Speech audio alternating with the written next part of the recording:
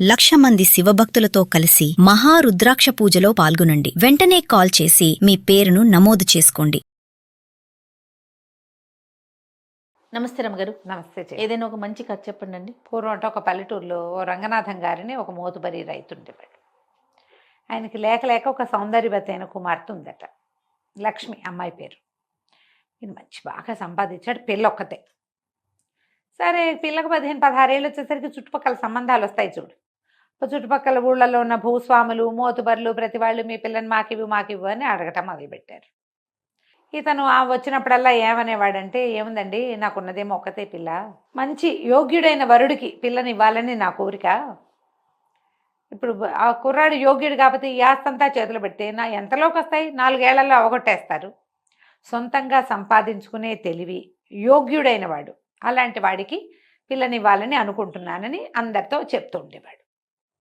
ఇలా గడవగా ఒకసారి ఒక 3 యువకులు, మేము చాలా యోగ్యులం, మీ పిల్లని చేసుకుని మేము మీ ఆస్తిని పెంచుతాం, మేము చాలా తెలివిగల వాళ్ళం, మంచివాళ్ళం అని అందరితోటి యోగ్యతా పత్రాలు కూడా పుచ్చుకుని, ఈ పిల్లాడు చాలా మంచివాడు, ఈ అబ్బాయి చాలా మంచివాడు అని అలాంటి సర్టిఫికెట్లు తీసుకుని 3 వచ్చారు. వస్తే సరే ఇతను 3 బాగున్నారు, 3 కాస్త చక్కటి వాళ్ళు, చూడడానికి బాగున్నారు, ఆస్తిపాస్తి ఉన్నవాళ్లే, మరి ఎంతో కొంత చదువు ఉంది, చుట్టాల పక్కాల్లో వాళ్ళ వివరాలన్నీ అందరూ సర్టిఫై చేశారు, వీళ్ళ అబ్బాయి మంచివాడని. మరి ఇప్పుడు మంచివాడంటే 3 మంచివాళ్ళలో ఒక మంచివాడిని తీయటం ఎలాగా, కష్టం కదా. అయితే ఈయన ఏమన్నాడు, మీ ఆస్తిపాస్తులు మీ నాన్నగారులు పరువు మర్యాదల మీద ఆధారపడకుండా నెల తిరిగేసరికి 100 రూపాయలు సంపాదించి పట్టుకురండి. ఈ రోజుల్లో అయితే 10 లక్షలు అలా చెప్పాలేమో, 1,00,000 అయినా అని చెప్పాలేమో, మరి పాతకాలం కదా, ఇప్పుడు 60లో కథ కాబట్టి 100 రూపాయలు అని చెప్పారు. 100 చాలా పెద్ద అమౌంట్ అప్పటికి. మనకి ఇప్పుడు ఏమొస్తాయి 100 రూపాయలతో? అది పరిస్థితి. కొన్ని కేజీ పళ్ళు కూడా రావమ్మా. అది పరిస్థితి. అది మన పరిస్థితి. అది 100 సులువు. చిన్న సంచిలో పెట్టే కూరలు మాత్రమే కొనగలుగుతున్నాం మనం. సరే చెప్పాడు. చెప్తే 3 అబ్బాయిలు బయలుదేరారు, తలా ఒకవైపుకి వెళ్ళారు. మొదటివాడు సారంగపాణి, ఆ అబ్బాయి పేరు. ఈ సారంగపాణి ఏం చేశాడు, వెళ్తున్నాడు ఒక ఊళ్ళల్లో నడిచి వెళ్తాడు, డబ్బు సంపాదించడం ఎలా అని ఆలోచిస్తుంటే అతనికి ఒక చెరువు గట్టు మీద పక్కన ఓ ఇంత కొయ్య బొమ్మ దొరికింది. ఊరికి కూర్చుంటే అక్కడ కనపడింది. ఏమిటా అని బొమ్మను తీసి చూశాడు. అదొక దేవతా విగ్రహం.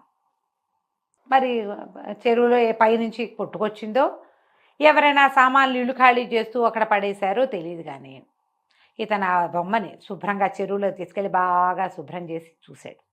కన్ను ముక్కు బాగుండి మరి అటు ఇటుగా కొంచెం నదీ దేవత విగ్రహాల్లాగా కనపడుతోంది. ఈ అబ్బాయి ఏం చేశాడు, ఆ ఊళ్ళోకి నడిచెళ్ళి ఊళ్ళో ఒక రావి చెట్టు దగ్గర ఒక పక్కన ఒక చెరువు కూడా, ఆ చెరువు గట్టు మీద ఆ విగ్రహాన్ని పెట్టి ప్రతిష్టలాగా పెట్టేసి మరి ఆ పక్కనున్న దేవాలయంలోకి వెళ్ళి పసుపు కుంకుమ పట్టుకొచ్చి అమ్మవారి ముఖానికి ఇవి దేవతా విగ్రహాన్ని పసుపు రాసేసి బొట్టు పెట్టి అక్కడ పెట్టాడు. రావి చెట్టు కింద కూర్చున్నాడు. కూర్చుంటే వాళ్ళు వీళ్ళు, బాబు ఎవరినైనా అని ఏదో అడిగితే, నేను మా గురువుగారితో కలిసి దేశాటం చేస్తున్నానండి, గంగామాత విగ్రహం దొరికింది నాకు, ఇదిగోండి ఈ చెరువు గట్టు మీద తెచ్చిపెట్టాను అనగానే ఒకళ్ళిద్దరు చూశారు. అమ్మవారి జీచి కళకళ్ళాడిపోతోంది. చెక్క బొమ్మ. గంగామాత విగ్రహాలు చెక్కల మీద ఉండటం కద్దే కనపడతాయి. ఆ వచ్చిన వాళ్ళు అబ్బో ఎంత బాగుంది అని దండం పెట్టారు. చెరువుకు వచ్చిన వాళ్ళు ఓ బిందెడు నీళ్లు తెచ్చిపోసారు, మళ్ళీ కాస్త పసుపు రాసి బొట్టెట్టారు. మరి ఆటితో పోయేవాళ్ళు టెంకాయ కొట్టారు, ఇటు వచ్చేవాళ్ళు 4 అరటిపళ్ళు తెచ్చిపెట్టారు. వారం తిరిగేసరికి ఈవిడ తీర్థ ప్రజలాగా ఆవిడ దగ్గరికి జనం రావటం మొదలెట్టారు. చెరువు దగ్గరికి వచ్చిన ప్రతి వాళ్ళు ఓ పావలా 10 పైసలు వేయటం మొదలుపెట్టారు. మెల్లిగా అక్కడ హుండీ పెట్టారు. 10 రోజుల్లో ఈయనకి 3 శిష్యులు ఏర్పడ్డారు, ఈ సారంగపాణికి. మరి అతనికే కదా దొరికింది, ఏం పెద్ద మంచి మాటలు అవి చెప్పేవాడు కాదు, దండం పెట్టుకుని కూర్చునేవాడు రావి చెట్టు కింద. వచ్చిన వాళ్ళంతా ఏవో 10 రూపాయి, పావలా 10 పైసలు, 5 పైసలు కానీ అర్ధనా వేయటం మొదలుపెట్టారు. ఒక వారం 10 రోజులు తిరిగేసరికి ఇతను అందులోంచి కొంత డబ్బు తీసి విడిగా పెట్టడం మొదలుపెట్టాడు. గంగామాతకి గుడి కట్టాలి అని ఒక స్లోగన్ మొదలుపెట్టాడు. 3 శిష్యులు దాన్ని బలపరిచారు. 22 డేస్ అయ్యేసరికి పక్కన తీసిపెట్టిన డబ్బులు 100 దాటినాయి. వచ్చేస్తాయి అట్లాగే. అవును, ఎన్ని దేవాలయాలు చూడలా మనం. 26వ రోజుకి అక్కడ హుండీ నిండిద్ది, ఇతని దగ్గర 100 ఉంది. 26వ రోజున ఇతను ఏం చెప్పాడంటే, నేను వెళ్ళొస్తాను నాయన, గురువుగారు స్వప్నాదేశం ఇచ్చారు, నన్ను కాశీ రమ్మన్నారు, అమ్మవారికి గుడి కట్టించే బాధ్యత మీదే. రోజులు ముందుకెళ్ళాక మీలో ఎవరు తపస్సు ఎక్కువ చేస్తే వాళ్ళని గురువుగా భావించి మిగిలిన వాళ్ళిద్దరూ శిష్యరికం చేయండి, ఈ అమ్మకి ఇక్కడే గుడి కట్టండి అని చెప్పి ఆ 100 రూపాయలు పుచ్చుకుని నడిచి వెనక్కి వచ్చేసాడు. 5-6 ఊళ్ళు మారాడు. అతను ఈ ఊరు వాడని ఎవరికీ తెలీదు. పైగా జుట్టు గడ్డము పెరిగిపోయి ఉన్నాయి, ఏదో లేత రంగు బట్టలు వేసుకున్నాడు, కావిగుడ్డల్లాగా ఉన్నాయి. ఇంటికి వెళ్ళాక మంచి ప్యాంటు షర్టు వేసుకుని హెయిర్ కట్ చేసుకుంటే అతను గుర్తు కూడా పట్టలేదు. వెళ్ళిపోయాడు డబ్బులు పుచ్చుకుని. అయిపోయింది. అక్కడి నుంచి ఇందులో రెండో వాడు సుబ్రహ్మణ్యం. ఈ సుబ్రహ్మణ్యము సంపాదించడానికి మార్గాల కోసం తిరుగుతున్నాడు. ఏమీ పని దొరకలా, ఐడియా రాలా. చిన్నపిల్లలు ఆడుకుంటుంటే వాళ్ళ దగ్గర వాళ్ళు ఏదో తింటుంటే నాకు కూడా పెట్టండి అని అట్లా ఆహారం స్వీకారం చేయటం మొదలుపెట్టాడు. 8-10 రోజులు గడిచినాయి. అతని వల్ల కాల. ఇది నా వల్ల కాదు, ఇంటికి వెళ్ళిపోదాం అనుకున్నాడు. 5-6 ఊళ్ళు దాటేశాడు. ఆ ఊరు ఈ ఊరు ఈ ఊరు నడుస్తూ ఓ ఊళ్ళో ఇతను ఇంక వెళ్ళిపోదాం ఇక వెనక్కి, ఇక నేను ముందుకు వెళ్ళను ఈ సంపాదన కోసం అని అనుకుని వెనక్కి తిరిగేసరికల్లా ఏమైంది, కొంత దూరం నడిచి వస్తుంటే చీకటి మాటన ఎవరో మనిషి పరిగెడుతూ ఇతన్ని గుద్దేశాడు. గుద్దేసేసరికల్లా కింద పడ్డాడు. ఇతను అతన్ని లేవదీసే లోపల వెనక నుంచి పెద్ద పెద్ద కేకలు వినపడ్డాయి. పట్టుకోండి పట్టుకోండి, దొంగ దొంగ, వాడు దొంగ అనేసరికల్లా ఇతను గట్టిగా పట్టాడు. అవతల వాడు 2 గుద్దులు గుద్దేశాడు ఇతన్ని. పట్టుకుంటున్న వాడిని కొట్టాడు. కొట్టేసరికల్లా ఈ సుబ్రహ్మణ్యం కొంచెం గట్టివాడే అతను ఆ దొంగని పెడరక్కలు విరిచి పట్టేసుకున్నాడు. మోకాలతో మోచేత్తో దొరికిన చోటల్లా కొట్టేసి పట్టేశాడు. ఆ అవతల కేకలు పెడుతున్న వాళ్ళకి పట్టుకున్నాను రండి రండి రండి అంటే వీడి దగ్గర ఒక కత్తి కూడా ఉంది. ఈ పరిగెత్తుకొస్తున్నది కత్తి దొంగ దగ్గర. సుబ్రహ్మణ్యంకి ఒక చిన్న గాయం కూడా అయింది. కానీ అతను వదిలిపెట్టల, సాహసి. పట్టుకున్నాడు. వాళ్ళు పరిగెత్తుకుంటూ వచ్చి ఈ గట్టిగా వెనక నుంచి పట్టుకున్నాడుగా, అతన్ని స్వాధీనం చేసుకున్నారు. బాబు ఎవరండి మీరు, ఏ ఊరు మీది, ఈ ఊరు వాళ్ళే లేరే అని కనుక్కున్నారు. ఏదో పై ఊరు, ఏదో పని కోసం ఈ ఊరు వచ్చానని చెప్పాడు. చెప్పేసరికి రండి జమీందార్ గారి దగ్గరికి వెళ్దాం. వీడు జమీందార్ గారింట్లో కత్తి చూపించి నగా నట్రా కొట్టేశాడు, వాడి బట్టల్లో ఉన్నాయి ఆ నగలన్నీ అని చెప్పి చెక్ చేసి నగలు ఉండటం చూసుకుని ఈ సుబ్రహ్మణ్యాన్ని కూడా మోసపోయారు జమీందార్ గారి దగ్గరికి. ఆ జమీందార్ గారు చాలా సంతోషించి, నాయన భలేవాడిపోయి నువ్వు ఈ 100 ఉంచు అని 100 రూపాయలు చేతిలో పెట్టాడు. సుబ్రహ్మణ్యం అనుకున్నాడు, ఇవాళ నక్కని దొక్కాను, అదృష్టం కలిసి వచ్చింది, అంతేగా, ఇలాగే కలిసి రావాలి మనకెప్పుడో అని ఆ 100 జేబులో పెట్టుకుని వెనక్కి తిరిగి వచ్చేసాడు. ఇక మూడోవాడు, ఇతని పేరు గురునాథం. ఈ గురునాథము ఆ ఊరు ఈ ఊరు తిరుగుతూ వెళ్ళాడు. ఎవరో వ్యవసాయ పనులు చేసుకుంటుంటే వాళ్ళకి సహాయం చేశాడు. వాళ్ళు భోజనం పెట్టారు. పై ఊరు వెళ్ళాడు. అక్కడ ఏదో గడ్డివాము కట్టేస్తుంటే ఆ గడ్డివాము పని కూడా చేశాడు. 16 రోజులు గడిస్తే ఈ 15 రోజుల్లో అతను శుభ్రంగా సుష్టుగా తిన్నాడు ప్రతిరోజు. డబ్బులు 5-6 రూపాయలు కూడా అతని దగ్గర చేరల. తిండి గడుస్తోంది కానీ డబ్బులు రావటంలా. ఇవి ఎట్లా వస్తాయో అతనికి తెలియలే. 15 రోజులు అయిపోయింది. అయితే ఇతను ఒక ఊరు మారుతుంటే ఒక జట్టు ఒక 6-7 మనుషులు కూర్చొని మాట్లాడుకుంటున్నారు.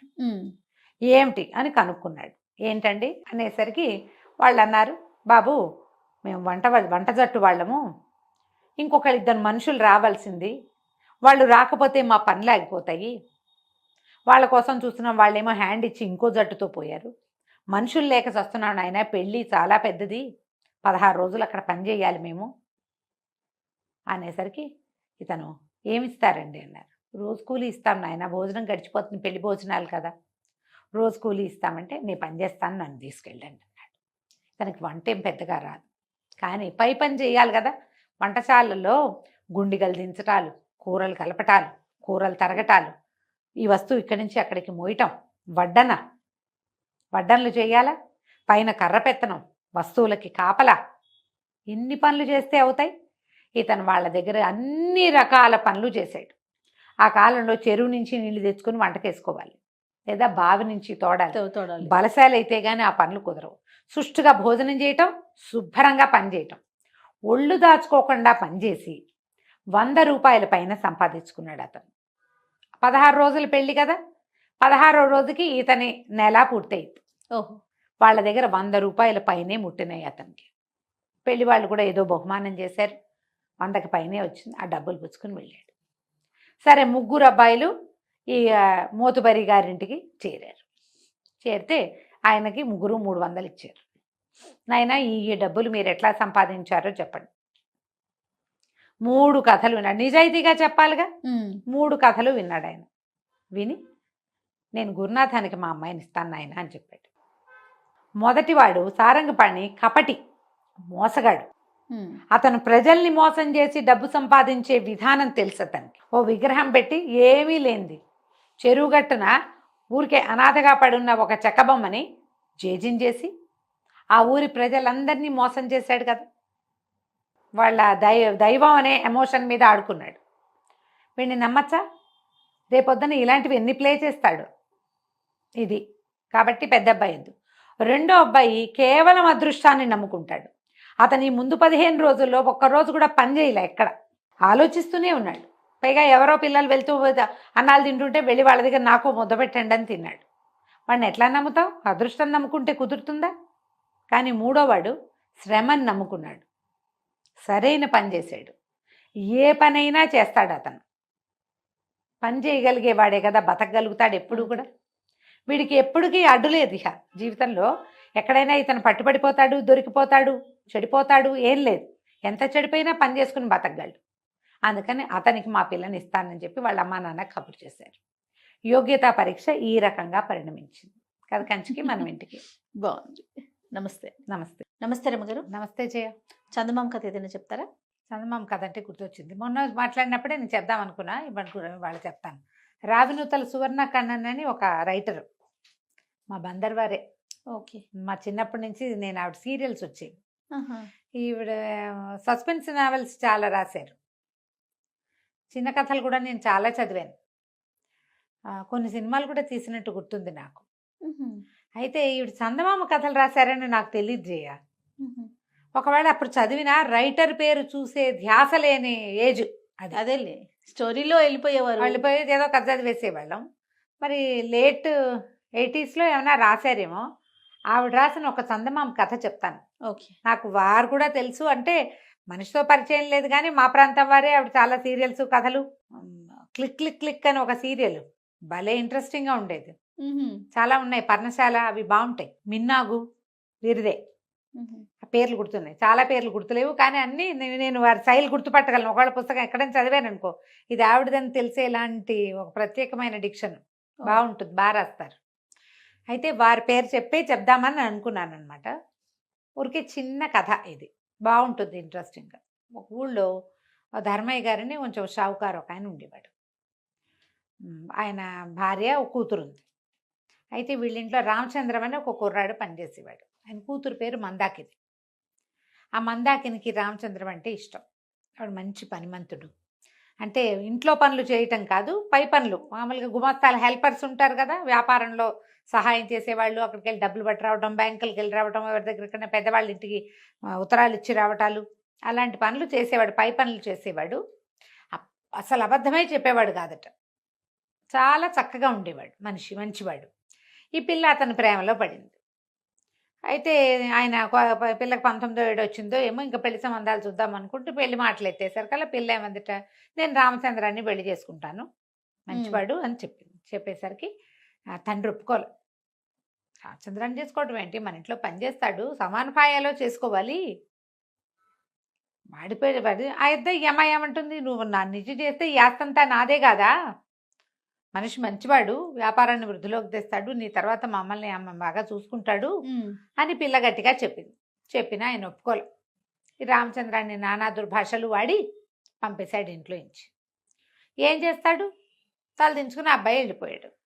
ఈ పిల్ల ఏం చెప్పినా ఇంకో పెళ్లి చేసుకోవడానికి ఒప్పుకోలే. కానీ రామచంద్రం పేరెత్తడం మానేసింది. ఇంకా అబ్బాయి ఇంట్లో నుంచి వెళ్ళిపోయాక ఇంకేం మాట్లాడలే. పెళ్లి మాత్రం నేను చేసుకోను.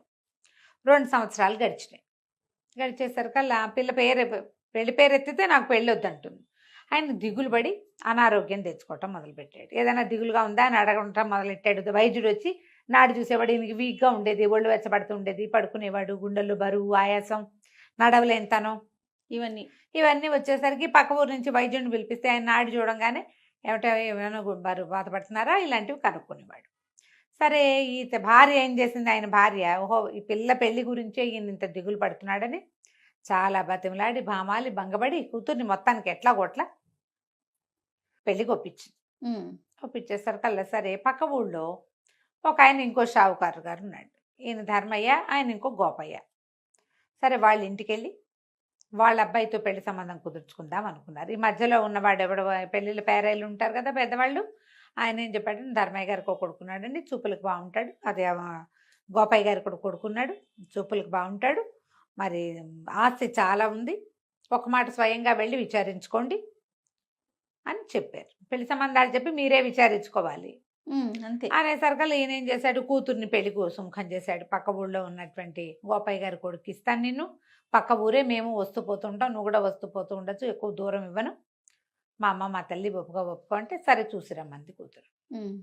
ఈయన పోయి ఆ గోపయ్య గారింటికి వెళ్ళాడు, పక్కనున్న చోడవరానికి వెళ్ళాడు. వెళ్ళేసరికల్లా ఆ గోపయ్య ఇంట్లోకి వెళ్ళేసరికి గోపయ్య గారింట్లో నుంచి రామచంద్రం బయటకు వచ్చాడు. బయటకు వచ్చేసరికల్లా అతను చూసి ఆశ్చర్యపడి 2 ఏళ్ల నుంచి ఆయన వెతికించాడు కూడా రామచంద్రం కోసం, కూతురు ఏడుస్తోందని.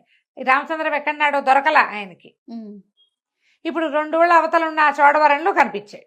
ఒక క్షణం గుండెలు అటకమంది కానీ ఈయనేం మాట్లాడలా. అబ్బాయి అడిగాడు, అమ్మగారు బాగున్నారండి, మన దగ్గర కులసగా ఉందా, ఆ పొలం బాగా పండిందా, ఈ ధాన్యం బాగా వచ్చిందా, కుక్కలు పిల్లులు ఎలకలు వాళ్ళ ఇంట్లో ఉన్న వాటి అన్నిటి గురించి, వ్యాపారంలో పనిచేసే వాళ్ళు ఈయనకు ఉన్నారు కదా ఇంట్లో, ఇంకా గుమస్తాలు వాళ్ళు వీళ్ళు ఉంటారు, అందరు మంచి చెడు కనుక్కున్నాడు. ఏంటంటే చిక్కిపోయారు, మీకు ఒంట్లో బాగోలేదా, ఇలా కనుక్కున్నాడు. కుశలం కనుక్కున్నాక గోపయ్య గారు బయటకు వచ్చాడు. ఇద్దరు కలిసి మాట్లాడుకున్నారు, మీకెంత ఉంది మాకెంతుంది అన్నీ చెప్పుకున్నాక ఈయన పెళ్లి కొడుకు కోసం చూస్తున్నాడు. మరి పిల్లాడిని చూడాలి కదా. ఈయన అన్నాడు రామచంద్రంతో గోపయ్య గారు, ఒరే వెళ్ళి అబ్బాయి గారిని పిలుచుకురాను, ఆయన అబ్బాయి వెళ్ళి పెళ్లి వాళ్ళు వచ్చారని చెప్పంటే ఈ రామచంద్రము ఏదో సవరిస్తూ కాగితాలు అవి, ఆయన రాడండి పిలిచిన అన్నాడు. ఎందుకు రారు, పెళ్లి వాళ్ళు వచ్చారని చెప్పు, ఆయన కన్ను మలిపి వెళ్ళిపో అని చెప్తున్నాడు అనమాట. అదే వెళ్ళటల్లా, వెళ్ళకుండా అబ్బాయి లేదండి, ఒకవేళ ఆయన వస్తానన్నా మంజువాణమ్మ గారు రానివ్వదు అన్నాడు. అనగానే ఈయన ఆశ్చర్యపోయాడు. మంజువాణి ఎవరు అని అడిగాడు ధర్మయ్య గారు. అడిగేసరికల్లా ఈ కుర్రాడు అన్నాడు, రామచంద్రన్ చెప్పాడు, అదేనండి నీలవేణమ్మ గారు కూతురండి, మా అబ్బాయి గారు ఏదో పానీయం పుచ్చుకుని అతిగా ఎక్కడో రోడ్డు మీద పడిపోతే అది వాళ్ళ ఇంటి ఎదురుగుండా పడిపోయాడు, వాళ్ళేమో లోపల తీసుకుపోయి సఫర్యలు చేశారు, అప్పటి నుంచి అక్కడే ఉంటున్నారు ఎక్కువగా, నీలవేణమ్మేమో మా కాబోయే అల్లుడని ప్రచారం చేస్తోంది, ఎక్కడో వాళ్ళ ఇల్లు అని అడిగాడు. అదేనండి కొంచెం అవతలగా సానివాడు ఉంది కదండి, అందులో నేనండి అన్నాడు. అనగానే ఇంకేముంది, ఈయన ధైర్యమని లేచి ఉంచున్నాడు. ఏమిటయ్యా సానివాడిలో ఉంటాడా నీ కొడుకు, రోజస్తమానం అక్కడే ఉంటాడు, అదే ఆయన ఎవతను పెళ్లి చేసుకోబోతున్నాడని ప్రచారం కూడా ఉంటే ఆ పిల్లాడికి మా పిల్లని ఇవ్వాలా అని లేచి బయలుదేరి. లేచేసరికల్లా ఈ గోపయ్య గారు ఒళ్ళు మండిపోయింది. ఇంత ఎత్తున లేచాడు. లేచి ఇవి నీ రామచంద్రం మెడ పెట్టుకుని బయటికి దోశాడు. దుర్మార్గుడా, వచ్చిన సంబంధం చెడగొట్టావు నువ్వు నీ మాటలతోటి, నీ వల్ల సంబంధం చెడిపోయింది, కనుగిలుపుతున్నా అర్థం చేసుకోవు, పిచ్చివెధవి నువ్వు, పనిచేసేవాడికి ఆ మాత్రం తెలివితేటలు ఉండద్దు, పెళ్ళైతే రేపొద్దున అబ్బాయి ఆడే సరవుతాడు, ఏమిటవుతాడు అయితే అవుతాడు లేకపోతే లేదు అని ఒక తోపు తోశాడు. తోయంగానే ఈ ధర్మయ్య గారు వాకిట్లోనే నుంచున్నాడు. బయటికి వెళ్ళాడు కానీ వాకిట్లో నుంచుని గభాలన రామచంద్రాన్ని పుచ్చుకున్నాడు చేతులతోటి. పర్వాలేదులేండి, మీ అబ్బాయికి మా అమ్మాయిని ఇవ్వం, నేను ఇంకా అల్లుడు కోసం వెతకను కూడా అక్కర్లేదు, ఇప్పుడు బంగారు కొండ అబద్ధాలు ఆడ్డు, మా అమ్మాయి చెప్తూనే ఉంది మంచివాడు నాన్న సత్యంగా ఉంటాడు అని, నేను వినలేదు, అక్కడికి 1 ఏడాది వెతికాను నాకు దొరకలేదు, ఇవాళ దొరికాడు, మీ ఇంటికే వచ్చాను నేను పెళ్లి కొడుకు కోసం, మీ అబ్బాయి కాకపోతే ఇంకో పెళ్లి కొడుకు నాకు ఇక్కడ దొరికాడు, రామచంద్రం ఇంటికి వెళ్దాం, మా అమ్మాయిని పెళ్లి చేసుకుందు కానీ మా వ్యాపారం అది ధర్మంగా చూసుకుందు కానీ నువ్వే అని ఆ రామచంద్రం చేయిపుచ్చుకుని బండెక్కించుకుని తీసుకుపోయాడు ఇంటికి. అటు ప్రాణం పోయినా వాడు అబద్ధం చెప్పట్ల, అబద్ధం చెప్పని వాడు ఎప్పుడు సత్యంగా ధర్మంగా ఉండేవాడితోటి ఏ ప్రాబ్లమూ ఉండదు. అంతే కదా, వాడితో వచ్చే ప్రాబ్లమ్స్ ఏవో వాడు పడతాడు తర్వాత. ప్రధానంగా మనకు అదే కావాలి కదా. అవునండి, మనం ఎంత అబద్ధాలు చెప్పినా మన అల్లుళ్ళు ధర్మంగా ఉండాలని కోరుకోము, మనం ఖచ్చితంగా కోరుకుంటాం కదా. తీసుకుపోయాడు, చక్కగా మన దగ్గర నుంచి పెళ్లి చేశాడు, వ్యాపారాన్ని వాళ్ళకే అప్పచెప్పి కులాసాగా కాశీ రామేశ్వరం అవి తిరుగుతూ సంతోషంగా ఉన్నాడు. కథ కంచికి మనం ఇంటికి. చాలా బాగుందండి. నమస్తే రమ్మగారు. నమస్తే జయ. మంచి స్టోరీ చెప్తారా? చందమామ కథ చెప్తాం. పూర్వం ఒక గ్రామంలో ఒక గురువు గారు ఉండేవారట. ఆయనకి బోళ్ళంత మంది శిష్యులు ఉండేవాళ్ళు. ఒకడు చాలా ముఖ్య శిష్యుడుగా చాలా ఇదిగా గురువు గారి దగ్గర చాలా శ్రద్ధగా చదువుకున్నాడు. మంచి మంత్రశాస్త్రం అవి కూడా చదువుకున్నాడు అబ్బాయి. అయితే ఏమైంది, ఓసారి గురువుగారు ఏదో గ్రామాంతరం వెళ్ళారు. గురువుగారి భార్య అప్పుడు నొప్పులు పడుతుంది, ఆవిడకి సంతానం అప్పటిదాకా సంతానం లేదు గురువుగారికి. మన కుర్రాడు ఈ శిష్యుడు అమ్మగారికి కాపలా ఉన్నాడు. మరి ఎవరినో మంత్రసాన్యులను కేకేసుకొచ్చాడు. అమ్మగారికి ఒంట్లో బాగుండలేదని చుట్టుపక్కల 2-3 ఏళ్ళ వాళ్ళని సహాయానికి పిలిచాడు. సరే, తనేమో వాకిలి గుమ్మం దగ్గర ఉన్నాడు. ఏదైనా అవసరపడితే పలకాలి కదా మనం గబుక్కున, అందుకని అక్కడక్కడే తిరుగుతూ ఉన్నాడు. అయితే ఏమైందట, సరిగ్గా ఈ పిల్ల పుట్టబోతున్నారు. ఒక ఆయన వచ్చాడు లోపలికి, ఈ తలుపు తోసుకొచ్చాడు. ఈ శిష్యుడిని తప్పించుకుని పురిటి గదిలోకి వెళ్ళబోతున్నాడు. తీరా చూస్తే శిష్యుడు ఏదో మంత్రం పునశ్చరణ చేసుకుంటూ తలకాయ ఎత్తి చూడును కదా, అది బ్రహ్మదేవుడు. వచ్చిన ఆయన లోపలికి వెళ్ళాలన్నాడు. లోపలికి వెళ్ళాలి, బ్రహ్మదేవుడు చూడలేదు ఇంకా, ఇతను తెలుసుకోవాలి, కానీ తర్వాత తెలిసిందనమాట. లోపలికి వెళ్ళాలంటే లోపలికి వెళ్ళటం ఏమిటి, పురుడవుతోంది లోపల, అమ్మగారు నొప్పులు పడుతున్నారు, నువ్వు అట్లా వెళ్ళడానికి వీలేదని నాకు తెలుసు. ఆ పుట్టబోయే బిడ్డకి తలరాత రాయడానికి వెళ్తున్నా, అది భూమి మీద పడేసరికి రాస్తట ఆయన మన పక్కన నుంచి రాయటానికి వెళ్తానంటే అప్పుడు ఈ మంత్ర పునశ్చరణ వల్ల అతనికి తెలిసింది ఈయన బ్రహ్మదేవుడు అని. అలాగా ఏం రాత్రి రాయిపోతున్నారండి అన్నాడు. ఏం రాత్రి రాయిపోతాను, ఏదో వాడి మొహం చూస్తే రాస్తాను అనేసరికల్లా కాదు కాదు నాకు చెప్పండి అని అడిగాడు. ఇంతకీ ఏం పిల్ల పుట్టబోతుంది, మగపిల్లాడే పుట్టబోతున్నాడు అంటే ఏం రాస్తారు, వాడి మొహాన్ని ఏముంది, వాడికి ఆ జీవుడికి ఏముంది అంటే, ఏముంది బాగానే ఉంటాడు, వాడి జీవితాంతం, వాడికి రోజు వాడి దగ్గర ఎప్పుడు ఒక మూట బియ్యం ఒక ఆవు మాత్రమే ఉంటాయి, అదే వాడి గతి అని చెప్పాడు ఆయన. పికమొహం వేశాడు, అయ్యో గురువుగారికి మగపిల్లాడి పుడతాడు, సంతోషంగా ఉంది, లేక లేక కలుగుతున్న సంతానం, ఒక మూట ఒక ఆవేనా పిల్లాడికి వాడి జీవితంలో సంపాదన ఇంకేం ఉండదన్నాడు ఆయన. లోపలికి వెళ్ళిపోయాడు. ఈయన లోపలికి వెళ్ళి ఆయన బయటకు వచ్చేసరికల్లా పిల్లాడి పుట్టాడన్నారు. రాత రాసేసి అదృశ్య రూపంలో వెళ్ళిపోయాడు. ఈయన అదృశ్యంగానే ఉన్నాడు, ఈ కుర్రాడికే కనిపించాడు. ఈయనకి ఏం చెప్పాడంటే, ఈ విషయం నువ్వెవరికి చెప్పకూడదు. మరి అంతేగా, సీక్రెట్ కదా. సీక్రెట్ కదా, బ్రహ్మరాత ఎప్పుడు సీక్రెటే కదా. మళ్ళా 3 సంవత్సరాలు గడిచినాయి, 3 ఏళ్ళు. 3 ఏళ్ళు అయ్యేసరికల్లా గురువుగారి భార్య మళ్ళీ నొప్పులు పడుతుంది. మళ్ళీ సేమ్ శిష్యుడే ఉన్నాడు వాకిట్లో. గురువుగారు కూడా ఉన్నారు కానీ ఆయన ఇక్కడ లేరు, ఊళ్ళోనే ఉన్నారు. కానీ మళ్ళీ బ్రహ్మదేవుడు గారు వచ్చాడు. శిష్యుడు అడిగాడు, అయ్యా ఈసారి ఏం పిల్లండి అని. ఈసారి ఆడపిల్లే పుడుతుంది అంటే, ఈ పిల్ల అయినా సజావుగా ఉండదంటే, ఎందుకు ఉండకేమి లక్షణమైన పిల్ల, రోజు పెళ్లి సంబంధం వస్తుంది కానీ దీనికి పెళ్లి కాదు, రోజుకో పెళ్లి సంబంధం వస్తుంది అన్నాడు. శిష్యుడు చేష్టలు దక్కి నుంచున్నాడు. బ్రహ్మదేవుడు లోపలికి వెళ్ళాడు, రాత రాశాడు, ఆడపిల్ల పుట్టింది, అయిపోయింది. చాలా బాధగా ఉండేది అబ్బాయికి. ఇంకో 2-3 ఏళ్ళు నడిపిల్లలు అంతంతా ఎదిగాక చంటి పిల్లని ఎత్తుకుని తిరిగేవాడు. పిల్లాడు 4 ఏళ్ళ వాడు, 5-6 ఏళ్ళ వాడు అయ్యాక ఇతను వెళ్ళిపోయాడు ఇంటికి. కానీ ఎప్పుడూ అతనికి గురువుగారి మీదే ఉండేది. ఆ మాటలు ఎవ్వరికీ చెప్పకూడదు, గురువుగారికి కూడా చెప్పకూడదు కదా. ఉన్నాడు. కొంతకాలానికి ఇతను పెద్దవాడయ్యాడు, వివాహం అయింది, పిల్లలు పుట్టారు. పిల్లల వివాహాలు చేసే సమయానికి ఇతనికి అనిపించింది, ఆడపిల్లకి పెళ్లి చేసేసరికి, అమ్మో గురువుగారు అమ్మాయికి పెళ్ళయిందో లేదో, ఆ పిల్లాడు ఎట్టా ఉన్నాడో అని గురువుగారు ఆనుపాను తీసాడు. కనుక్కుంటే గురువుగారు పరంపదించారు, అమ్మగారు కూడా వెళ్ళిపోయారు. పిల్లాడికి పెళ్ళయింది, పిల్లకి ఇంకా పెళ్లి కాలేదు, ఉన్నారు అని తెలుసు. తేలేసరికల్లా సరే ఇతను ఏం చేశాడు, సంసారం అంతా మేనల్లుడికి వాళ్ళకి అప్పచెప్పాడు. మేనల్లుడికి కూతుర్నిచ్చి, ఇల్లు వాకిలి చూసుకోరా, నేను మా గురువుగారిని చూసొస్తాను, ఇంత చదువుకున్నాం, ఇంత సంపాదించుకున్నాం, ఇదంతా గురువుగారి వల్లేను, వాళ్ళని చూసొస్తానని బోల్డంతా ప్రయాణం చేసి, అప్పట్లో పక్క ఊళ్ళు వెనక ఊళ్ళు కాదు కదా, ప్రయాణం చేసి గురువు గారింటికి చేరాడు. అయితే వాకిట్లో చక్కగా కామధేను వల్లే ఉంది ఒక ఆవు దూడ. లోపలికి వెళ్తే ఇల్లేమో అయ్యవార్ల నట్టిల్లల్లే ఉంది, ఓ బియ్య బస్తా మాత్రం ఉంది వాళ్ళ దగ్గర. అక్కడి నుంచి పిల్ల చక్కగా ఉంది, చూడ చక్కటి పిల్ల, బంగారు బొమ్మల్లే ఉంది. గురువమ్మగారు కూడా బాగుండేది, ఆవిడ పోలికే వచ్చి పిల్ల చిలకల్లే ఉంది. రోజు ఒక పెళ్లి సంబంధం వస్తే ఎప్పటికీ పెళ్ళి అవ్వదు. పిల్లాడికి పెళ్ళయింది, ఆ వదిన గారు ప్రతిరోజు పెళ్లి సంబంధం వస్తుంది, ఈ పిల్లకి పెళ్ళెప్పుడు కుదురుతో, దీని పేడెప్పుడు విరగడవుతుందని వదిన గారు తెగ తిట్టిపోసి రాల్చిపోస్తుంది ఆ పిల్లని, తిట్టిపోసి. వీడికి ఏం సంపాదించినా వీళ్ళకి ఆవు ఉంటుంది, మూట ఉంటుంది, ఇంక ఎంతకంటే రూపాయి రాదు. ఆయన ఏం చెప్పాడో అదే జరుగుతుంది. అమ్మ బ్రహ్మరాత భలే గట్టిగా రాసావు తాత నువ్వు అని అనుకుని పలకరించాడు. పలకరించి, అబ్బాయి గుర్తుపట్టేవిట్రా అంటే, నేను ఫలానా నీ చిన్నప్పుడు ఇక్కడ ఉండేవాడిని అంటే, నువ్వు తెలియపోవటం ఏమిటి అన్నయ్య, రా అని పిల్లాడు ఆసక్తిగా కుర్రాడు ఈయన్ని పిలిచాడు. ఉండు మా ఇంట్లో అని, నీకు పెద్దగా ఏమి పెట్టలేవు, నా బతికి ఇద్దగే ఉందంటే, ఏం పర్వాలేదు నాయన, మజ్జిగ ఉంది, అన్నం పచ్చడి వేసుకుని మజ్జిగ అన్నం తిన్నాడు. ఉన్నాక ఏం చేసినా ఇంతకంటే రావటం లేదు నాకు అని చెప్పాడు.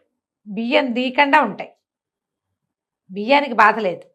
ఆధారులో ఏదో దొరుకుతుంది, కరోనారో దొరుకుతుంది అంతే. బియ్యం మూట అంటే అన్నానికి లోటు లేదు వాళ్ళ దగ్గర. అక్కడి నుంచి తను ఏమన్నాడు, పాప ఒక మంచి ఆలోచన చెప్తారా, నేను చెప్పినట్టు చేస్తావా అన్నాడు. నువ్వు చెప్పినట్టు చేస్తానన్నయ్య చెప్పమన్నాడు.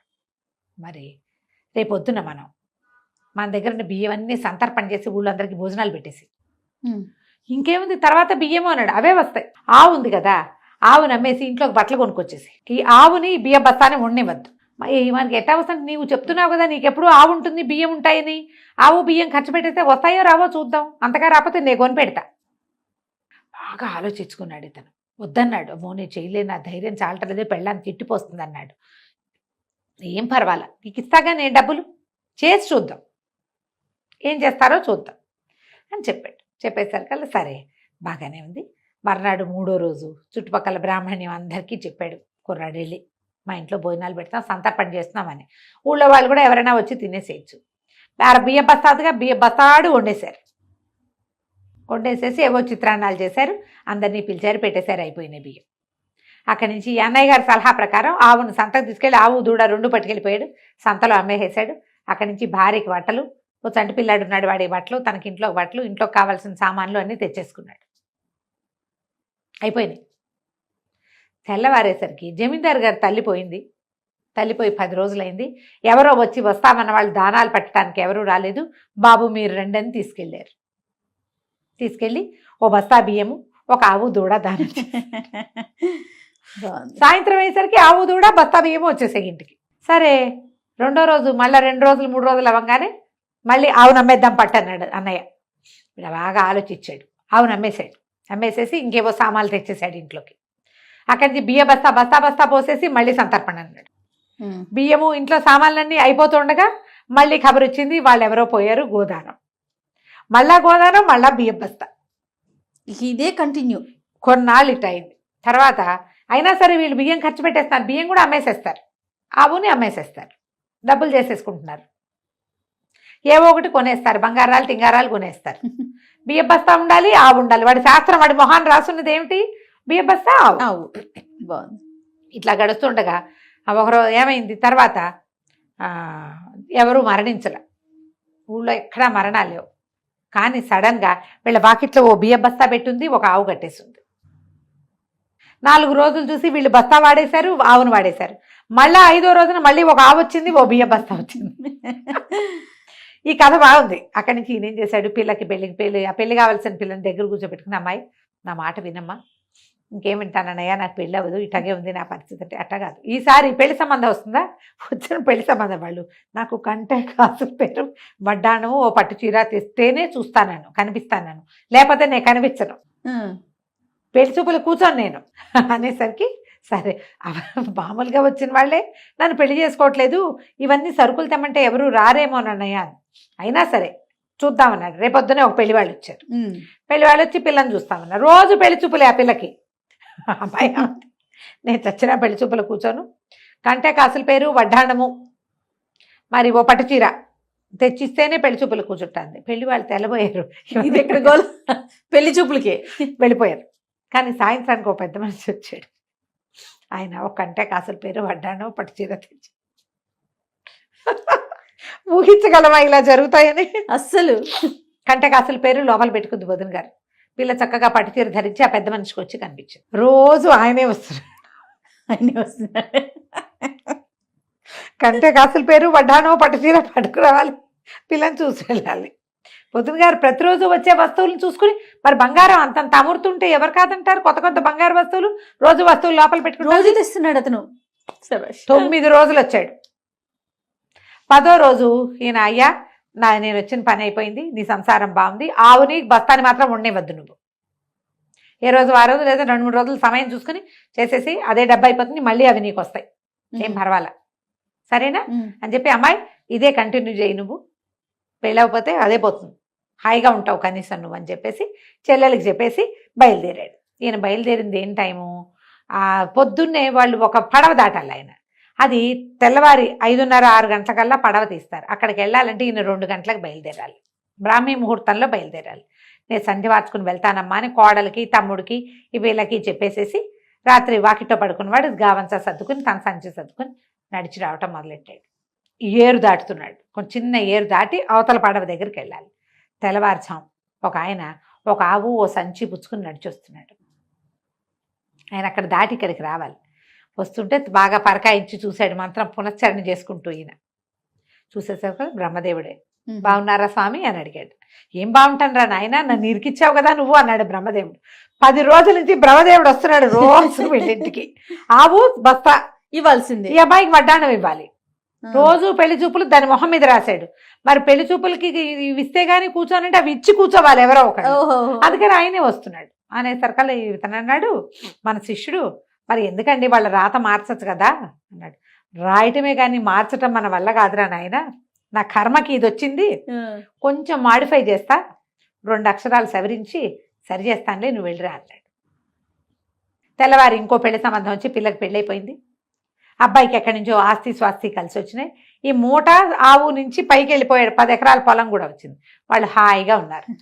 బ్రహ్మదేవుడు తన కర్మానికి వీళ్ళకి పంచాడు. రోజు ఏ చావు రాకపోతే ఆయనే ఆవు బియ్య బస్తా తెచ్చిపెట్టాలి. తెచ్చాడు అట్లా 3 సార్లు. వీళ్ళకేమో 9 రోజుల పాటు 9 వడ్డాణాలు, 9 గంటలు, 9 కాసుల పేర్లు పట్టుకొచ్చి ఇచ్చాడు. అది కంచికి మనం ఇంటికి. బాగుంది రమ్మగారు, తమాషా కథ. మన మొహాన రాసి ఉంటే చచ్చినట్టు మన చేతిలోకి వస్తుంది చేయాలి. ఎవరో ఒక కారణం అవుతారు దానికి, ఎవరో ఒక కారణం. అది మనకి రాతలో లేకపోతే మనం ఎంత ప్రయత్నించినా చివరి దాకా వచ్చైనా విరిగిపోతుంది అది. అంతే. నిజం రమ్మగారు. నమస్తే. నమస్తే. ఈ రోజు నాతో పాటు రమ్మగారు ఉన్నారు.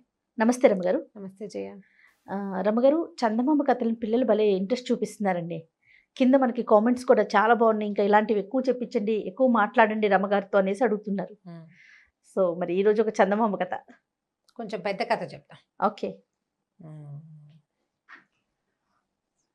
ఒక కుంతల దేశం, ఎంతసేపు కుంతల దేశం పేరుస్తుంటుంది. ఆ పేరు అంటే విదర్భ దేశం చెప్దాం ఈసారి.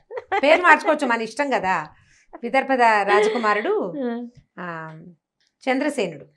అయితే అతనికి ఏంటంటే ఏదో ఊహాసుందరిని పెళ్లి చేసుకోవాలని, అందమైన అమ్మాయిని పెళ్లి చేసుకోవాలని ఉండేదట, కోరిక ఉండేది. అయితే ఏమైంది, ఎంతమందిని చూపించినా నచ్చేది కాదు, నచ్చేవాడు కాదు, అతనికి నచ్చేది కాదు. ఈ అమ్మాయినా నచ్చలేదు, అమ్మాయినా నచ్చలేదు, అలా అనేవాడు, వంకలు పెట్టేవాడు. అయితే కొంతకాలం తర్వాత వాళ్ళ నాన్న ఏం చేశాడంటే రకరకాల దేశాల నుంచి బోళ్ళంతమంది అందగత్తెల పటాలని అన్నీ తెప్పించి ఒక చుట్టింట్లో, అంటే గుండ్రంగా ఉండే ఇంట్లో అంటిపించి అతను పుట్టినరోజు నాడు సాయంకాలం, అబ్బాయి చుట్టింట్లో నీకు ఆసక్తికరమైన విషయం ఉంది, పైకి వెళ్ళి చూసి నీకేం కావాలో చెప్పమన్నాడు. అయితే అన్ని పటాలు వెళ్ళాడు ఈ అబ్బాయి. పైకి వెళ్తే బోళ్ళంతమంది అందగత్తెల అమ్మాయిలు, రాజకుమార్తె ఫలానా రాజకుమార్తె ఫలానా రాజకుమార్తె అని రాసింది. అందరినీ చూస్తుంటే ఒక ఫోటోకి, ఒక చిత్రపటానికి కర్టెన్ వేస్తుంది, ముసుగేసేసారు.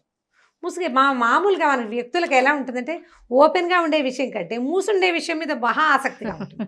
ఈ కుర్రాడు ఏం చేశాడు, ఈ చుట్టుపక్కల ఉన్న అమ్మాయిలందరూ బాగున్నారు, వీళ్ళతో సరిపెట్టుకోకుండా ఈ మూసున్న దాంట్లో ఏముందో చూద్దామని ఆ కర్టెన్ లాగాడు. అక్కడ ఉన్న అమ్మాయిని చూసరికి ఆయన పర్లే నచ్చింది, ఎంత బాగుందో, భలే అందంగా ఉంది.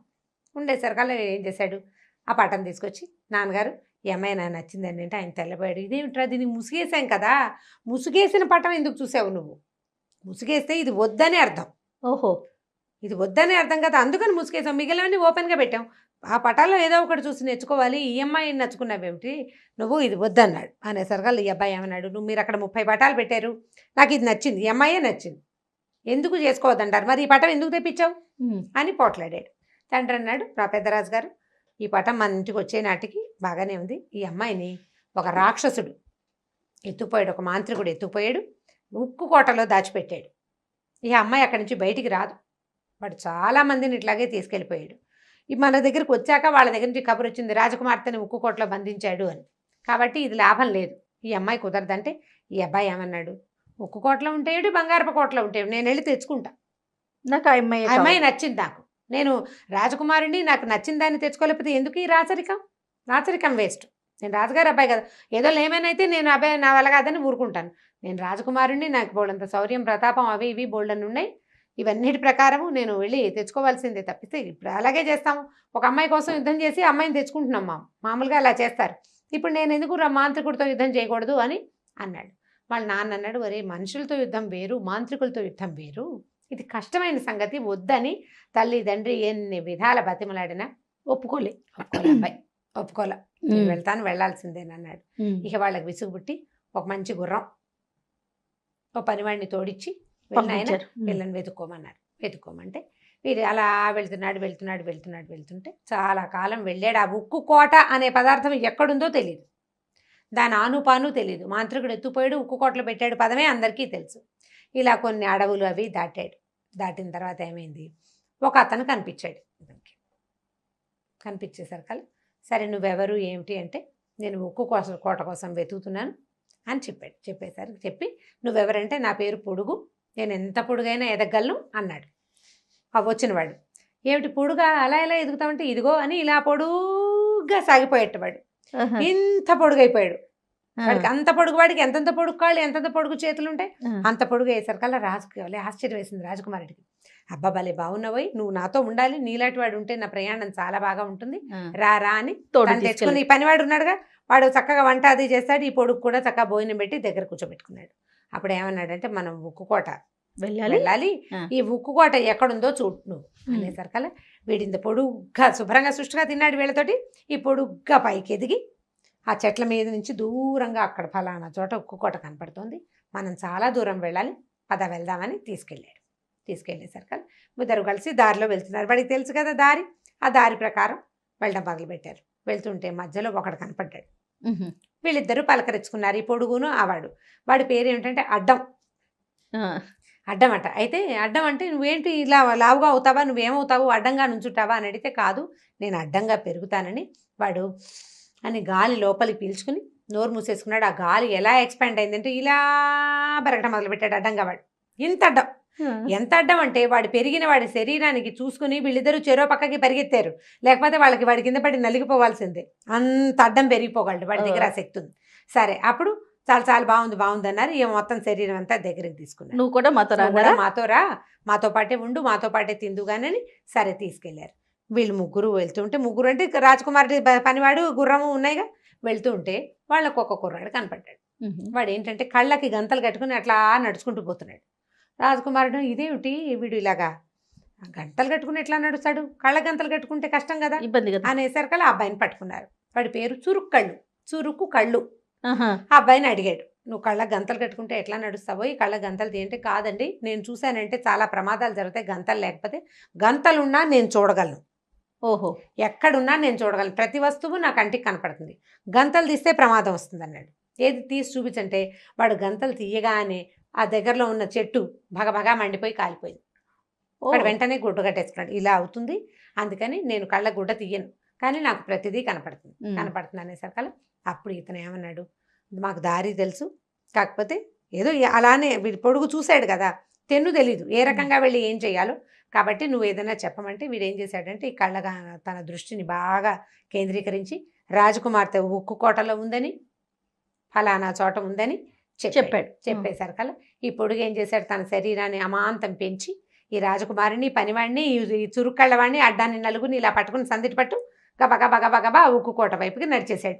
ఇంత పొడుగాటి వాడు పెద్ద పెద్ద అంగలు వేసుకుంటూ వెళ్తాడు కదా, అక్కడికి వెళ్ళారు. వెళ్ళేసరికల్లా ఏమైంది, బయట బోల్డ్ అన్ని రాతి గుర్రాలు, రాతి మనుషులు, అసలు ఎంతమంది ఉన్నారో అట, అన్ని రాతివే. అక్కడి నుంచి ఇటేం చెప్పాడంటే, ఈ ఉక్కు కోటలో నలుగురు కోసం వంట చేస్తున్నారు, మన నలుగురు కోసమే వాళ్ళు వండుతున్నారు, మనం వస్తామని వాళ్ళకి తెలుసు అని చెప్పాడు. వీళ్ళు వెళ్ళారు ఆ ఉక్కు కోటలోకి. వెళ్తే వంట అవుతోంది, ఎవరో వంట చేస్తున్నారు, చక్కగా కూర్చున్నారు, నలుగురు భోజనాలు చేశారు. పనివాడిని గుర్రాన్ని వదిలిపెట్టేసి వీళ్ళు వెళ్ళిపోయారు. నలుగురు భోజనం, రాజకుమారుడు, పొడుగు, అడ్డం, చురుక్కళ్ళవాడు, రాజకుమారుడు నలుగురు కలిసి భోజనం చేశారు. ఓ గదిలో కూర్చున్నారు. కూర్చుంటే ఒక ముస్సలి గూనివాడు, వంగిపోయి ఉన్న ఒకడు వచ్చాడట. గూనెతనం వచ్చి నడుముకి ఉక్కు అంటే ఐరన్ లాంటిది, కొంచెం నల్లగా ఉంటుంది, 3 కట్లు ఉన్నాయట వాడి నడుముకి, 3 కట్లు ఉన్నాయి. అతను ఏం చేశాడంటే వస్తూ తనతో ఒక అమ్మాయిని చేత్తో పుచ్చుకొచ్చాడు. వచ్చేసరికల్లా ఈ రాజకుమారుడు గుర్తుపెట్టేశాడు, ఈ అమ్మాయి నేను ప్రేమించింది అని ఆ అమ్మాయిని దగ్గరికి వెళ్ళి మాట్లాడబోయాడు. ఆ అమ్మాయి అలా చూస్తూ నుంచింది, అది మెలకుగా లేదు, నడిచొస్తోంది, స్పృహలో లేదు. అప్పుడు ఇతను ఏం చెప్పాడంటే, ఈ గూనివాడు, ఇదిగో నీకు కావాల్సిన రాజకుమార్తె, దీనికోసమే నువ్వు ఇంత దూరం వచ్చావు. ఉమ్. తెల్లవారే వరకు ఈ అమ్మాయిని ఎక్కడికి వెళ్ళనివ్వకుండా కాపలా కాయాలి. గది దాటి వెళ్ళిపోయిందో నువ్వు రాయి అయిపోతావు. గదిలో నుంచి బయటికి పోకూడదు, దీనికి బయటికి వెళ్ళనివ్వకుండా కాపలా కాయమన్నాడు. సరే అమ్మాయి నువ్వు ఒక కుర్చీలో కూర్చోబెట్టారు. ఈ అబ్బాయిలు నలుగురు భోజనం చేశారు కదా, మెలకుగానే కూర్చున్నారు. ఈ పొడుగు ఏం చేశాడు, ఓ చోట ఒక గదిలో పక్కన నిలబడి చుట్టూతా ఏమున్నాయో పరిశీలిస్తున్నాడు. ఈ అడ్డం తన శరీరాన్ని పెంచి గదిలో నుంచి బయటికి వెళ్ళే అన్ని మార్గాల్ని మూసేశాడు. శరీరంతో మూసేశారు. చురుక్కళ్ళ వాడు అట్లా నిద్రపోకుండా నుంచున్నారు. కాసేపు అయ్యాక మెల్లిగా నలుగురికి నిద్ర వచ్చేసింది. తెల్లవారబోతుండగా మెలకు వచ్చి చూసుకున్నారు, ఏది రాజకుమార్తె లేదు. వీళ్ళకేమో నిద్ర వచ్చేసింది. అయ్యో, అమ్మో సూర్యోదయం అయిపోతుందని ఈ రాజకుమార్తె ఎక్కడుందని వెతికితే ఈ పొడుగు తన శరీరాన్ని పెంచి దూరంగా చూస్తున్నాడు. కానీ వాడికి కనపడదు. చురుక్కళ్ళ వాడు దృష్టిని కేంద్రీకరించగానే వాడికి ఏం కనపడిందంటే ఇక్కడికి 100 ఆమడల దూరంలో ఉన్న ఒక మర్రి చెట్టు మీద మర్రి కాయలో రాజకుమార్తెని బంధించి ఉంచారు. కాయలో ఉంది. అయ్యో, ఆయన సరికల్లా వీడేం చేశాడు, ఈ పొడుగు వెంటనే ఇంత పొడుగ్గా పరిగెత్తి పగాబా అంగలేసుకుంటూ ఈ 100 ఆమడల దూరాన్ని దాటేసి పరిగెత్తుకుంటూ వెళ్ళి ఆ మర్రి కాయని తీసుకొచ్చేసాడు. ఆ కాయని తెచ్చి ఇట్లా గదిలో పడేయంగానే అమ్మాయిగా మారిపోయింది. అది ఈ ముసలివాడు వచ్చాడు తెల్లవారంగానే, రాజకుమార్తె ఇక్కడే ఉంది. వాడు ఎలా చేశారు అన్నాడు. కానీ వాడి నడువుకి 3 ఉక్కుతోటి కట్లు కట్టినాయి, ఓ కట్టు విడిపోయిందిట, 2 కట్లు ఉన్నాయి. వాడు గొణుక్కుంటూ ఈ అమ్మాయిని చేత్తో పుచ్చుకు తీసుకెళ్ళిపోయాడు. ఇక్కడే ఉండండి అన్నాడు. పగలల్లా వీళ్ళు అటు ఇటు తిరిగి చూశారు, కోటంతా చూశారు. వజ్రాలు, వైడూర్యాలు, ఆభరణాలు ఎన్ని ఉన్నాయో, ఎంత సంపదో. కానీ అన్ని చోట్ల గుర్రాలు, ఏనుగులు లేవు. గుర్రాలు, ఎడ్లబళ్ళు, గుర్రబళ్ళు, మనుషులవి మట్టి బొమ్మలు, రాతి బొమ్మలే ఉన్నాయి. అంతా కూడా రాతితోటే, ఏం లేవు అక్కడ. బాగా అన్ని పెట్టెల నిండా బంగారాలు, వజ్రాలు, వైడూర్యాలు అలా బోల్డ్ అని ఉన్నాయన్నమాట. సరే రెండో రోజు సాయంకాలం మళ్ళీ వీళ్ళు రాత్రి అన్నాలు తినేశారు. ఆ గూనివాడు రాజకుమార్తెని తెచ్చాడు. ఇంకో 2 రోజులు నువ్వు కాపాడాలి ఇవ్వండి అని చెప్పి ఆ అమ్మాయిని అక్కడ వదిలిపెట్టి వెళ్ళాడు. అమ్మాయి ఏమీ స్పృహ లేదు, అడిగినా మాట్లాడినా ఏమీ లేదు. సరే వీళ్ళు ఏం చేశారు, మళ్ళీ నిన్నట్లాగానే బాగా కేర్ఫుల్గా ఉన్నారు. అయినా సరే వీళ్ళకి నిద్ర వచ్చింది. తెల్లారేసరిగా లేదు అమ్మాయి. అమ్మాయి లేదు. లేకపోయేసరికల్లా అప్పుడు మళ్ళీ చురుకు కళ్ళ వాడిని ప్రేరేపించారు, ఎక్కడుందో చూడరా నాయన. మరి చూడాలి కదా ఎవరో ఒకళ్ళు. ఈసారి ఈ అమ్మాయి ఎక్కడుందంటే అక్కడెక్కడో ఇంకా దూరంలో ఒక చిలక గుడ్డులో ఉంది. ఓహో. మళ్ళీ ఈ పొడుగువాడు పరిగెత్తుకుంటూ వెళ్ళి ఆ గుడ్డును తీసుకొచ్చాడు. గుడ్డును తీసుకొచ్చి ఆ గుడ్డును కాస్త గదిలో పెట్టంగానే మళ్ళీ అమ్మాయిగా మారిపోయింది. పొద్దున గూనివాడు వచ్చాడు, 2 తిట్లు తిట్టాడు వీళ్ళని. ఈ నడువుకి 2-3 కట్లలో 1 కట్టు నిన్న ఊడిపోయిందా, 2వ కట్టు వాళ్ళు ఊడిపోయింది, ఇంకొక కట్టుకు మిగిలింది. వాడు సణుక్కుంటూ విసుక్కుంటూ వీళ్ళు ఎలా చేస్తున్నారో నాకు అర్థం కావట్లేదని ఆ అమ్మాయి చేయి పుసుకుని బరాబరా లాక్కుంటూ రాజకుమార్తెని తీసుకుపోయాడు. 3వ రోజు రాత్రి ఏం చేశారు, అన్నాలు తిన్నారు. ఈ రాజకుమార్తె వచ్చి నుంచునుంది వీళ్ళ దగ్గర. ఒక మంచం మీద పడుకోబెట్టారు. అమ్మాయిని మెలకుగానే చూస్తూనే ఉంది. వీళ్ళు చూస్తూ చూస్తూ చూస్తూ నిద్రపోయారు. సూర్యోదయానికి కొద్దిసేపు ముందే వీళ్ళకి మెలకు వచ్చింది. చూసుకున్నారు, అమ్మాయి లేదు, మాయమైపోయింది. ఇప్పుడు ఈసారి చూస్తే ఎలా కనపడిందంటే వాళ్ళకి ఒక సరోవరంలో నిండా నీళ్లున్నాయి. ఆ సరోవరంలో అడుగున ఒక ముత్యపు చెప్ప ఉంది. ఆ చిప్పలో ఒక ఉంగరం ఉంది. ఉంగరంలో ఉంది రాజకుమారి, ఉంగరంలో ఉన్న ముత్యంలో. ఓహో. ఇప్పుడు ఏం చేశారు వీళ్ళు కాస్త, అంటే మరి అక్కడ సరోవరం లోపల ఎక్కడుందో కనపడుతోంది. సరే వీళ్ళిద్దరు పొడుగు అడ్డం ఇద్దరు పరిగెత్తారు. ఈసారి అడ్డం ఏం చేశాడంటే శరీరాన్ని పెంచి సరోవరంలో ఉన్న నీళ్ళన్నీ తాగేసేట, మొత్తం నీళ్లు తాగేయంగానే సరోవరం ఖాళీ అయిపోయింది. వీడు గబగబా ఆ ముత్యాన్ని లోపల ఉన్న ఉంగరాన్ని తీసాడు. ఉంగరాన్ని తీసేసరికి ఈ లోపల ఏమైంది, మెల్లిగా సూర్యుడు వచ్చేసాడు. ఈ ముసలివాడు గది దగ్గరకు వచ్చేస్తుండేసరికల్లా వీడు ఏం చేశాడంటే ఎక్కడో ఉన్నారు అక్కడి నుంచి గురి చూసి ఆ ఉంగరాన్ని డామని గదిలో పడేలాగా కిటికీలోంచి విసిరేసాడు. వాడు లోపలికి వచ్చేసరికల్లా ఈ ఉంగరం వచ్చి నేల మీద పడింది. ఇది కాస్త అమ్మాయిగా మారిపోయింది. మారిపోగానే స్పృహ వచ్చేసింది అమ్మాయికి. వెంటనే ఈ ముసలివాడు నడువుకి 3వ కట్టు ఉంది కదా, అది 3వ ఉక్కు కట్టు విరిగిపోగానే వాడు ఒక కాకిలాగా మారిపోయి కీ బ్యామని కావమని పిచ్చి పిచ్చిగా అరుచుకుంటూ ఈ కిటికీలోంచి బయటకు వెళ్ళిపోయాయి. బయటకు వెళ్ళిపోయేసరికి అప్పటిదాకా ఉక్కుగా ఉన్న కోటంతా సినిమాలలాగా మారిపోవటం మొదలుపెట్టింది. అక్కడి నుంచి ఈ అమ్మాయి అడిగింది, మీరు ఎవరు, ఏమిటి, నన్ను ఇక్కడి నుంచి కాపాడారు, వీడు రాక్షసుడు నన్ను ఎత్తుకొచ్చేసాడు, ఇప్పుడు ఆ మాంత్రికుడు ఏంటంటే మాంత్రికుడు కాకి అయిపోయాడు కదా. అక్కడి నుంచి ఈ చురుక్కళ్ళవాడు పొడుగు అడ్డం కూడా వచ్చేసారు ఇక్కడికి. వచ్చిన తర్వాత వీళ్ళు చూసుకున్నారు, ఆ మొత్తం కోట నిండా ఉన్న అన్ని రాతి మనుషులు, అన్ని మట్టి మనుషులు, మట్టి విగ్రహాలు మనుషులుగా గుర్రబళ్ళుగా మారిపోయారు. వాళ్ళంతా ఇక్కడికి వచ్చి ఈ రకంగా ఉండిపోయారు. అక్కడి నుంచి పెట్టెల నిండా వజ్రాలు వైడూర్యాలు ఉన్నాయి కదా, ఒక్కో పెట్టెలోంచి 10 20 అమ్మాయిలు చొప్పున బయటకు వచ్చారు. ఓహో, మణులుగా చేసి వాటిని దాచిపెట్టాడు. దాచిపెట్టాడు. ఈ రాజకుమారిని చాలా సంతోషించి నన్ను పెళ్లి చేసుకోమని ఒప్పుకుంది.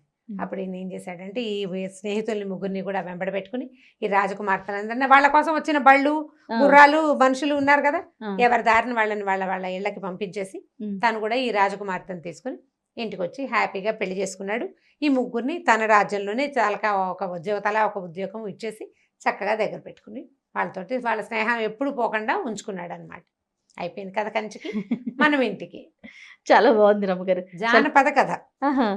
ఓకే, ఊహకి అందకుండా ఊహ పిల్లల అందదు కంటే కదా. మనం చెప్పేయచ్చు కానీ అదే ఆలోచిస్తే సాధ్యమా అనిపిస్తోంది. అంటే సాధ్యం కానివే కదా కథలు కథలు. అదే అదే మనం అలాంటి కథలు మనం చూడలేదా? సూపర్ హిట్ అయిపోయింది కదా, ఎక్కడో పడిన పిల్లాడు ఇక్కడ తేలేడు. జానపద కథలు అలాగే కదా ఉంటాయి. ఇలా విపరీతంగా ఇప్పుడు కథ అంటే మీకు రియల్ గా జరిగే దాని మీద అంత ఆసక్తి ఉండదు కదా, విపరీతంగా ఉండేదే ఆసక్తికరంగా ఉంటుంది. జరగచ్చు, జరిగి ఉండొచ్చు. అదే బాగుంది రమ్మగారు. ఇంకొక వీడియోలో మళ్ళీ కలుద్దామండి. తప్పకుండా చేయాలి.